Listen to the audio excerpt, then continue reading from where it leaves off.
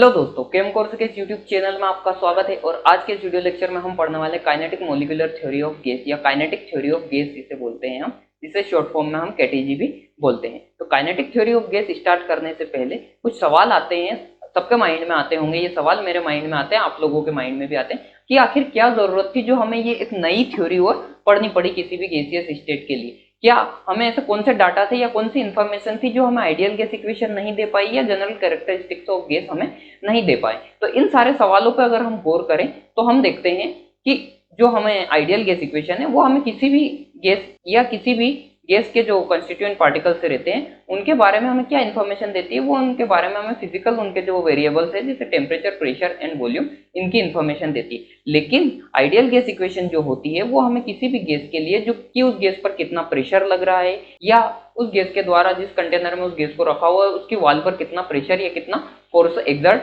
हो रहा है, ये सारी बातें जो रहती है ये हमें आइडियल गैस इक्वेशन नहीं दे पाती है। और भी कुछ इन्फॉर्मेशन है जो हमें आइडियल गैस इक्वेशन नहीं दे पाती, इसलिए हमें एक नई थ्योरी की जरूरत पड़ी, एक नई इक्वेशन की जरूरत पड़ी जिसे हम काइनेटिक थ्योरी ऑफ गैस या काइनेटिक गैस इक्वेशन बोलते हैं। तो काइनेटिक गैस इक्वेशन में शुरू करने से पहले हम काइनेटिक गैस इक्वेशन के कुछ पोस्टुलेट्स पढ़ेंगे जो कि साइंटिस्ट की एक टीम ने ऑब्जर्व किए हैं। वो कुछ पोस्टुलेट्स हैं, कुछ ऑब्जर्वेशंस हैं जो हम पढ़ेंगे। तो वो ऑब्जर्वेशंस क्या होते हैं, वो ऑब्जर्वेशंस आप बड़े ध्यान से सुनना और ध्यान से उन्हें समझना, और उन ऑब्जर्वेशन या उन पोस्टुलेट्स की मदद से ही हम एक इक्वेशन डिराइव करने वाले हैं जिसे हम काइनेटिक गैस इक्वेशन बोलते हैं। तो सबसे पहले हम काइनेटिक थ्योरी के कुछ पोस्टुलेट्स हैं वो समझेंगे। तो नंबर 1 पे जो हम पोस्टुलेट्स आज समझने वाले हैं काइनेटिक थ्योरी का, वो हमारा होता है कि जितनी भी गैसेस होती है सारी गैसेस छोटे छोटे बहुत ही थीनी स्मॉलेस्ट पार्टिकल्स से मिलकर बनी होती है, जिन पार्टिकल्स को हम एटम या मॉलिक्यूल्स बोलते हैं। ये बात हमें पहले से भी जानते थे, जो कि हमें काइनेटिक थ्योरी ऑफ गैस कहती है। तो ये इतना कोई खास इंपॉर्टेंट पोस्टुलेट नहीं है। नंबर 2 पे जो हमारा पोस्टुलेट आता है, ये अगला पोस्टुलेट हम जिसे बोल सकते हैं कि नेक्स्ट पोस्टुलेट हमारा जो रहता है वो हमें क्या बोलता है कि जो ये कंस्टिट्यूएंट पार्टिकल्स है किसी भी गैस के या मॉलिक्यूल्स जो ये एटम है, इन एटम का जो वॉल्यूम रहेगा वो इन एटम का जो वॉल्यूम, सिर्फ एटम का वॉल्यूम, अभी हम पूरी गैस का वॉल्यूम की बात नहीं कर रहे, तो एटम का जो वॉल्यूम रहेगा वो पूरी गैस के वॉल्यूम के कंपेयर में नेग्लिजिबल रहेगा। यानी कि इसको हम समझते हैं, अगर मान लो हमारे पास में एक कंटेनर है, उसके अंदर कोई गैस भरी हुई है, मान लो ये गैस इस कंटेनर के अंदर रखी हुई है, और तो इस कंडीशन में इस गैस का वॉल्यूम क्या रहेगा, तो इस कंडीशन में इस गैस का वॉल्यूम इस कंटेनर का जितना वॉल्यूम रहेगा वो इस गैस का वॉल्यूम रहेगा। यानी कि गैस का वॉल्यूम हम लिख सकते हैं, गैस वॉल्यूम क्या हो जाएगा हमारा, is equals to volume of container. ठीक है, ये इस कंडीशन में होता है। लेकिन अगर हम इन मॉलिक्यूल्स को इस कंटेनर के किसी भी एक कोने में जमा दें, यानी कि ये मेरे मॉलिक्यूल्स, मैंने क्या किया कि इस कंटेनर के एक कोने में इन मॉलिक्यूल्स को, सारे मॉलिक्यूल्स को कंप्रेस कर दिया, तो अब इस कंडीशन में जो ये वॉल्यूम रहेगा, इस वॉल्यूम को हम क्या बोलते हैं, वॉल्यूम ऑफ मॉलिक्यूल। अब ये जो वॉल्यूम है ये किसका वॉल्यूम हो गया, ये इन मॉलिक्यूल्स का वॉल्यूम हो गया। तो कहने का मतलब ये है कि जो ये मॉलिक्यूल जो वॉल्यूम ऑक्यूपाई करते हैं वो वॉल्यूम टोटल जो गैस का वॉल्यूम रहता है उसके कंपेयर में नेग्लिजिबल रहता है। यानी कि हम इसे लिख सकते हैं, the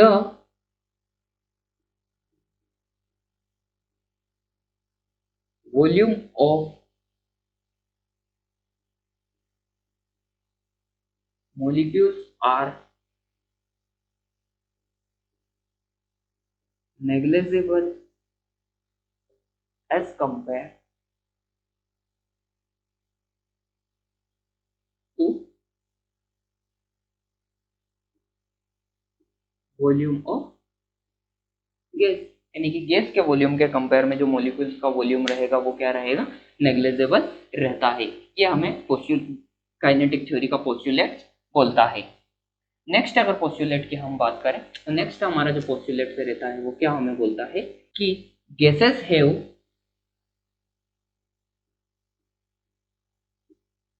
no potential energy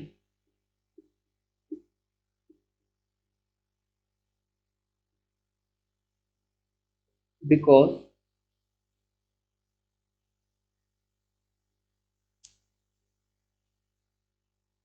molecules are point mass।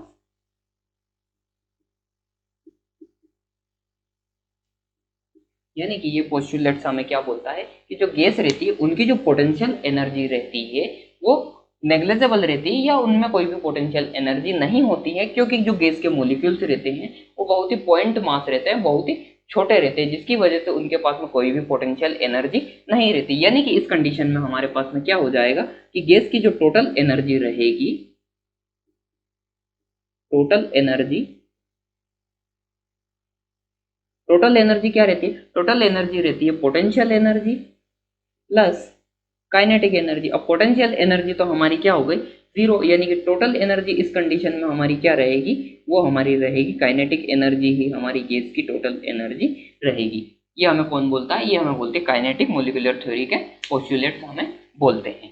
Next अगर पोस्टुलेट्स की हम बात करें, नेक्स्ट पोस्टुलेट्स क्या रहता है कि द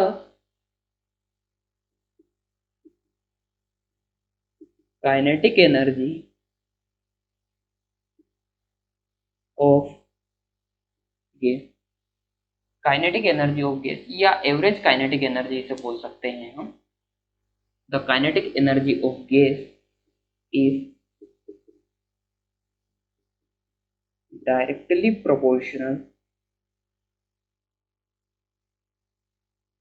डायरेक्टली प्रोपोर्शनल किसके रहेगी, काइनेटिक एनर्जी एब्सोल्यूट टेम्परेचर की।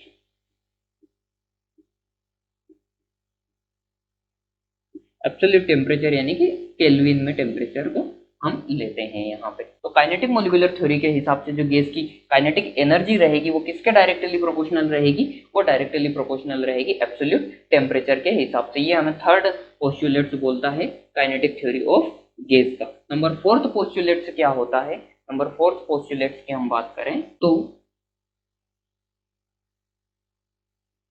गैसेस मॉलिक्यूल्स, गैस के जो मॉलिक्यूल्स रहते हैं वो क्या करते हैं कि वो मोशन करते हैं, जिसकी वजह से वो एक दूसरे के साथ में कोलिजन करते हैं, यानी वो एक दूसरे के साथ में टकराते हैं। साथ में ही वो जो जिस कंटेनर में रखा हुआ है उस कंटेनर की वॉल पर भी टकराते हैं, यानी gases molecules collide to each other as well as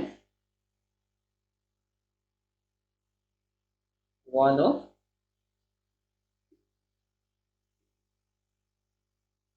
container, यानी कि वो जिस कंटेनर में रखे हुए हैं उसकी वॉल पे भी वो कोलाइड करते हैं। एंड और जो ये कोलिजन हो रहा है, ये कोलिजन किस तरह का होता है, ये कोलिजन फुली इलास्टिक होता है। फुली इलास्टिक कोलिजन का मतलब क्या होता है कि ऐसा कोलिजन, ऐसा ऐसा संघट्ट या ऐसा स्ट्राइक हुई उनके बीच में जिससे कि उनकी नेट एनर्जी में कोई भी चेंज नहीं हुआ या नेट एनर्जी में कोई भी लॉस नहीं हुआ। तो एंड दिस कोलिजन आर कैसा रहता है, perfectly elastic. So there are no net loss of energy, यानी कि जो कोलिजन हो रहा है ये परफेक्टली इलास्टिक होने की वजह से इनके बीच में कोई भी नेट लॉस, एनर्जी का कोई भी नेट लॉस नहीं होता है। ये हमें बोलते हैं काइनेटिक मॉलिक्यूलर थ्योरी का पोस्टुलेट। नंबर फिफ्थ जो पोस्टुलेट है वो हमें क्या बोलता है कि जो गैस का जो टोटल प्रेशर रहता है वो प्रेशर किसकी वजह से रहता है, तो वो जो प्रेशर रहता है वो हमारा गैस का, वो जो कोलिजन हो रहा है, जो कोलिजन के दौरान जो मॉलिक्यूल्स हमारी कंटेनर की वॉल पर जो स्ट्राइक कर रहे हैं, उस स्ट्राइक करने की वजह से उस कंटेनर की वॉल पे एक प्रेशर लग रहा है, एक फोर्स लग रहा है, जिसकी वजह से ही गैस का टोटल प्रेशर रहता है। ठीक है, तो the pressure of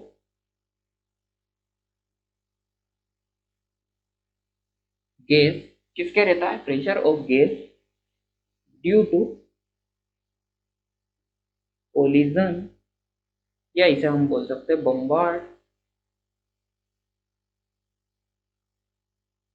bombardment of molecule on the wall of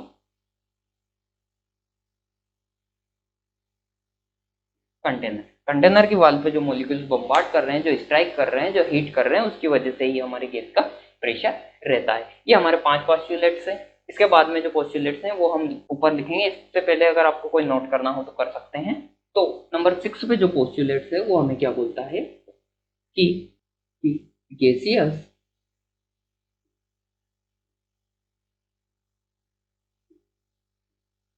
molecule does constant random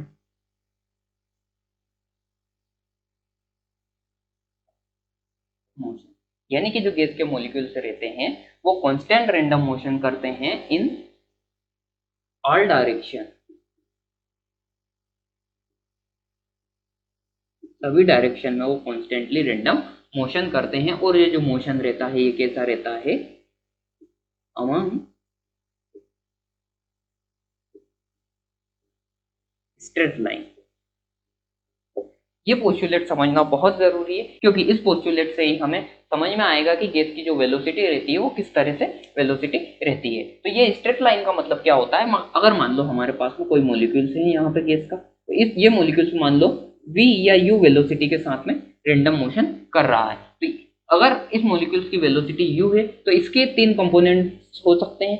ये मान लो x कंपोनेंट है, ये मान लो इसका डायरेक्शन का y कंपोनेंट है, और ये इसकी डायरेक्शन का z कंपोनेंट है।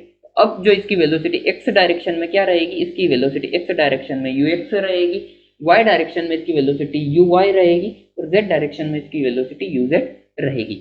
अब अगर हम देखते हैं कि ये जो मेरा मॉलिक्यूल्स है इसकी जो प्रोबेबिलिटी अगर हम देखते हैं कि x डायरेक्शन में इसकी प्रोबेबिलिटी क्या होगी मोशन करने की, y डायरेक्शन में इसकी प्रोबेबिलिटी क्या होगी मोशन करने की, या z डायरेक्शन में इसकी प्रोबेबिलिटी क्या होगी मोशन करने की, तो ये जो प्रोबेबिलिटी नेट प्रोबेबिलिटी अगर आती है तो ये नेट प्रोबेबिलिटी सेम रहेगी, क्योंकि ये किसी भी डायरेक्शन में मोशन कर सकता है, इसकी प्रोबेबिलिटी सेम रहेगी तीनों डायरेक्शन की। यानी कि हम लिख सकते हैं यहाँ पे कि ux is equals to uy is equals to uz हम लिख सकते हैं यहाँ पे। ठीक है, अगर अब हम इन कंपोनेंट में इसका वेक्टर लिखते हैं तो इसकी वेलोसिटी का जो वेक्टर रहेगा वो u, मान लो ये मेरी वेलोसिटी u1 है, एक मॉलिक्यूल्स के लिए मान लो ये u1 है, तो u1 इज इक्वल्स टू क्या हो जाएगा मेरा u x i cap plus u y z cap plus u z k cap. ठीक है, ये वेक्टर फॉर्म में हम इसको इस तरह से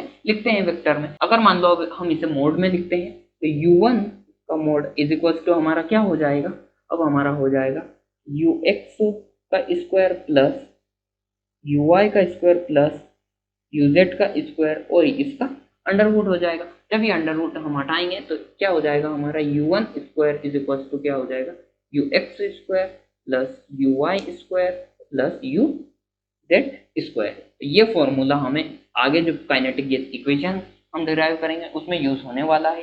ये फॉर्मूला अब याद रखना कि हमारा फॉर्मूला इसे हम यहाँ पे कहीं पे लिख लेते हैं ऊपर, यानी कि हमारा u स्क्वायर क्या हो जाएगा ux का स्क्वायर प्लस uy का स्क्वायर प्लस uz का स्क्वायर। तो ये जो फॉर्मूला है ये यूज होने वाला है। अब जो हमारा x is equal to y is equal to z है, तो हम यहाँ पे लिख सकते हैं कि u square is equal to हम इसे क्या लिख सकते हैं 3u x स्क्वायर हम इसे लिख सकते हैं। ये जो फॉर्मूला है ये भी हमें आगे यूज होने वाला है, तो हम इसे भी यहाँ पे लिख लेते हैं u square is equal to 3ux square. ठीक है, ये दोनों फॉर्मूला हम जब काइनेटिक गैस इक्वेशन का डेरिवेशन करेंगे तो वहाँ पे यूज होने वाला है। ये पोस्टुलेट्स हमें क्या बोलता है कि जो कोई भी मॉलिक्यूल्स हैं वो मॉलिक्यूल्स सभी डायरेक्शन में रैंडम मोशन करता है, और वो जो उनका मोशन रहता है वो मॉलिक्यूल्स कैसे करता है वो स्ट्रेट लाइन में मोशन करता है। यानी कि अगर मान लो मॉलिक्यूल्स जिगजैग मोशन भी करेगा तो उसकी जो डायरेक्शन की जो लाइन रहेगी वो स्ट्रेट लाइन रहेगी। ठीक है, इसके बाद में ये हमारे कुछ पोस्टुलेट्स थे, इसके बाद में हम काइनेटिक गैस इक्वेशन का डेरिवेशन डिराइव करने वाले हैं। तो काइनेटिक गैस इक्वेशन का डेरिवेशन डिराइव करने से पहले हम समझेंगे कि स्क्वायर रूट मीन वेलोसिटी क्या होता है, यानी कि वीआरए में क्या होता है। तो हम यहाँ पे देखते हैं URMS क्या होता है, इसे हम बोलते हैं स्क्वायर रूट मीन वेलोसिटी।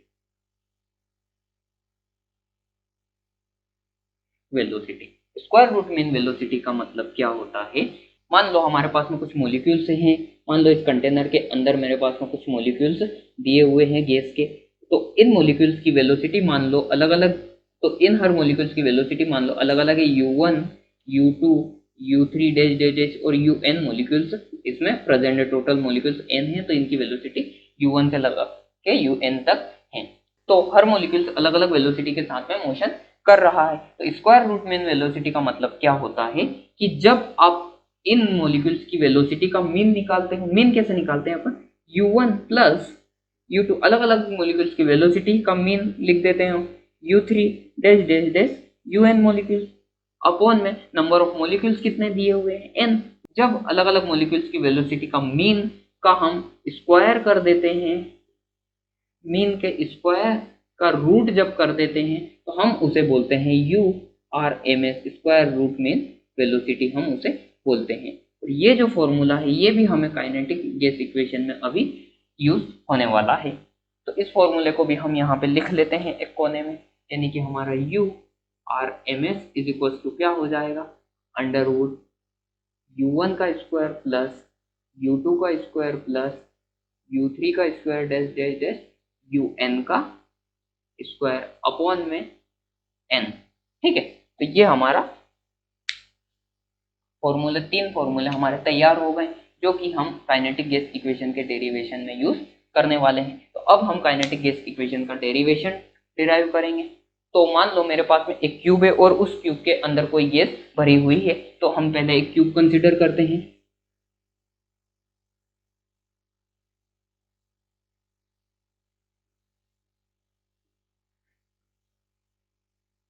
ये हमारे पास में एक क्यूब है और इस क्यूब के तीन कंपोनेंट हो सकते हैं, मान लो ये x है, ये हमारा y है एंड ये हमारा z है। अब इस क्यूब के अंदर कोई गैस भरी हुई है जिसके n मॉलिक्यूल्स हैं, इस गैस में n मॉलिक्यूल्स प्रेजेंट है। अगर हम बात करें एक मॉलिक्यूल्स की, तो मान लो कोई एक मॉलिक्यूल्स यहाँ पर है हमारा, जो मॉलिक्यूल्स है हमारा, इस मॉलिक्यूल्स का मास है हमारा m1 मास है, और इस मॉलिक्यूल्स और ये मॉलिक्यूल जो हमारा है इस ट्यूब के अंदर, ये मॉलिक्यूल्स हमारा u1 वेलोसिटी से मोशन कर रहा है। तो जैसा हम भी हमने देखा था, इसकी वेलोसिटी के तीन कंपोनेंट हो सकते हैं जो कि हमारे x, y और z डायरेक्शन में होते हैं, जो कि यहाँ पे दिखाया गया है। तो ये जो मॉलिक्यूल्स है अभी मान लो हमारा सिर्फ x डायरेक्शन में मोशन कर रहा है, यानी कि ये मॉलिक्यूल्स हमारा सिर्फ इन दो फेज के बीच में अभी हमारा मॉलिक्यूल्स जो है वो मोशन कर रहा है, और वो हमारा जो मॉलिक्यूल्स है वो कोलिजन कर रहा है। मान लो ये फेस ए है एंड ये फेस हमारी बी है, ये फेस ए और फेस बी है। मार्कर के ढक्कन बहुत गिर रहे हैं। ये मान लो हमारी फेस ए और ये फेस हमारी बी हो गई। तो इन दो फेस के बीच में ये जो हमारा m1 मास वाला मॉलिक्यूल्स है ये कोलाइड कर रहा है और मोशन कर रहा है। अब ये मॉलिक्यूल्स मान लो इस पोजीशन से चलता है और ये ए फेस की तरफ बढ़ता है, तब इसकी वेलोसिटी मान लो थी हमारी u1 वेलोसिटी से ये जाता है, यानी कि इस कंडीशन में इसकी जो वेलोसिटी रहेगी बिफोर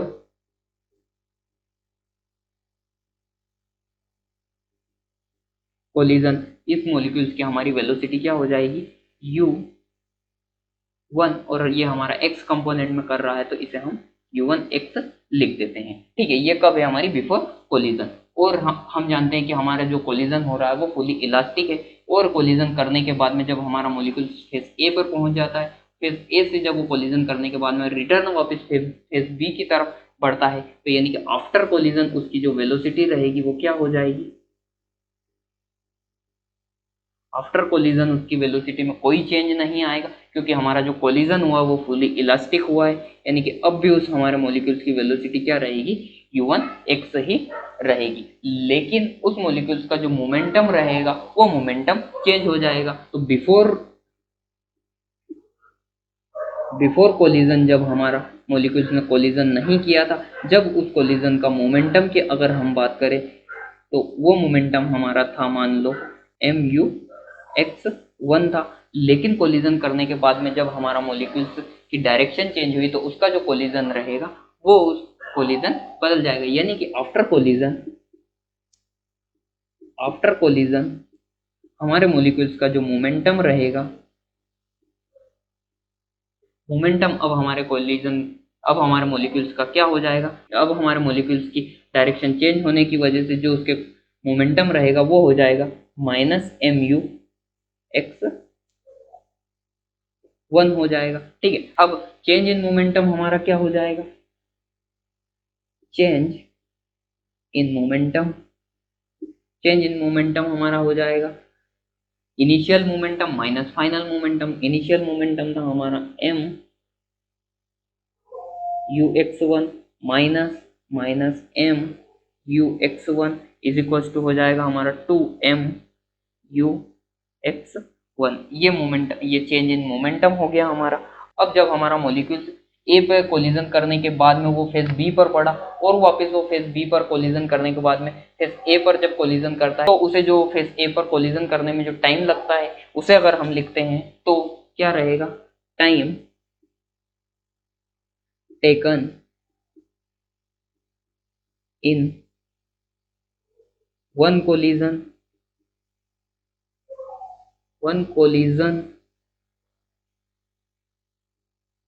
ऑन फेज ए पर जो हमारे मॉलिक्यूल्स को एक कोलिजन करने में टाइम क्या लगेगा, तो टाइम जो उसको लगेगा वो क्या लगेगा, जितनी उसने डिस्टेंस ट्रेवल करी, उसने डिस्टेंस कितनी ट्रेवल करी, मान लो हमारे क्यूब की डिस्टेंस है एल, तो वो मॉलिक्यूल्स हमारा यहाँ से चला बी पे टकरा है, यानी कि उसने एल डिस्टेंस ट्रेवल करी और अगेन वो वापस बी से चल के ए पे गया जब जाके उसका कोलिजन हुआ, यानी उस एक बार हमारा मॉलिक्यूल्स ने एल डिस्टेंस तय करी जिसके बाद में उसने वापस से एल डिस्टेंस तय करी, यानी कि उसने जो डिस्टेंस तय करी वो कितनी हो गई, वो हो गई हमारी 2l हो गई।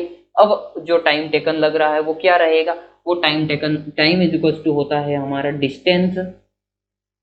Distance upon velocity. डिस्टेंस हमारी क्या हो जाएगी 2l अपॉन किस वेलोसिटी से चल रहा है हमारा मॉलिक्यूल, तो हमारा मॉलिक्यूल चल रहा है ux1 वेलोसिटी से चल रहा है, यानी टाइम टेकन जो हमारा हो जाएगा वो हो जाएगा 2l अपॉन ux हो जाएगा हमारे मॉलिक्यूल्स का टाइम टेकन। इसके बाद में अगर हम बात करें कि फोर्स की, तो फोर्स इज इक्वल टू हमारा हो जाएगा कि हमारा जो मॉलिक्यूल्स इस वॉल पर जो कोलिजन करने के बाद कितना फोर्स अप्लाई कर रहा है, तो फोर्स इज इक्वल टू होता है हमारा change in momentum upon change in time. Change in momentum हमारा कितना है, चेंज इन मोमेंटम है हमारा 2mu(x1) अपॉन टाइम कितना ले रहा हमारा मॉलिक्यूल से, तो 2l अपॉन ux1, 2 से 2 हमारा मर जाएगा, के बाद में ये ux1 हमारा ऊपर आ जाएगा, तो लगने वाला जो फोर्स है वो कितना हो जाएगा, F इज इक्वल टू हमारा हो जाएगा mu(x1) का स्क्वायर अपॉन में हमारा रह जाएगा L। ये जो फोर्स लग रहा है ये हमारा एक मॉलिक्यूल्स के एक कोलिजन में ये फोर्स लग रहा है। इसके बाद में अगर हम बात करें, इसको हम रफ करना पड़ेगा, तो फोर्स हमारा कितना लग रहा है, F इज इक्वल टू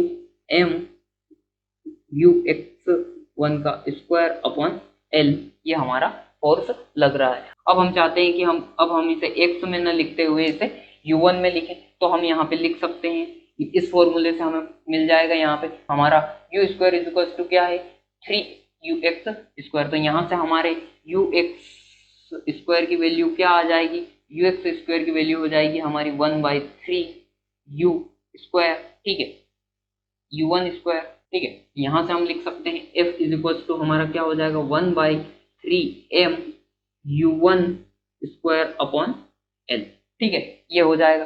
के बाद में अगर हम बात करें तो ये जो फोर्स अप्लाई हो रहा है ये हमारा 1 मॉलिक्यूल्स के लिए हो रहा है। अगर हम बात करें सारे n मॉलिक्यूल्स के लिए तो वो हमारा फोर्स क्या हो जाएगा, F इज इक्वल टू हमारा हो जाएगा 1/3m u1 square upon L plus 1/3m u2 square upon L plus 1/3m u3 square upon L dash dash dash 1/3m un square upon L, ठीक है। ये हमारा n मॉलिक्यूल्स द्वारा जो force लग रहा है कंटेनर की वॉल पर वो हो जाएगा। तो F इज इक्वल टू हमारा क्या हो जाएगा, F इज इक्वल टू हो जाएगा हमारा 1/3m L, और हमारा क्या बच जाएगा यहाँ पे u1 का स्क्वायर प्लस u2 का स्क्वायर प्लस u3 का square dash dash dash un का स्क्वायर। अगर मान लो हम इस इक्वेशन को n से मल्टीप्लाई करते हैं और n से डिवाइड करते हैं तो कोई इस इक्वेशन में चेंज नहीं आएगा। तो हम ये करते हैं, तो हम देखते हैं कि जो ये वैल्यू है हमारी, ये वैल्यू कहीं ना कहीं हमारी मैच कर रही है URMS से, तो हम ये वैल्यू यहाँ पे रख देंगे। तो F इज इक्वल टू हमारा क्या हो जाएगा 1/3 ml, और इस वैल्यू की जगह हम लिख सकते हैं URMS का स्क्वायर। n हमारा एक बचा हुआ n यहाँ का वाला, और इसकी जगह हम लिख सकते हैं URMS का स्क्वायर। ठीक है, तो ये फोर्स जो हमारा लग रहा है n मॉलिक्यूल्स के द्वारा लगने वाला फोर्स है। अब हम चाहते हैं कि इस फोर्स को हम प्रेशर के टर्म में लिखें, तो प्रेशर इज इक्वल टू हमारा होता है फोर्स पर यूनिट एरिया। यहाँ से हमारा क्या हो जाएगा,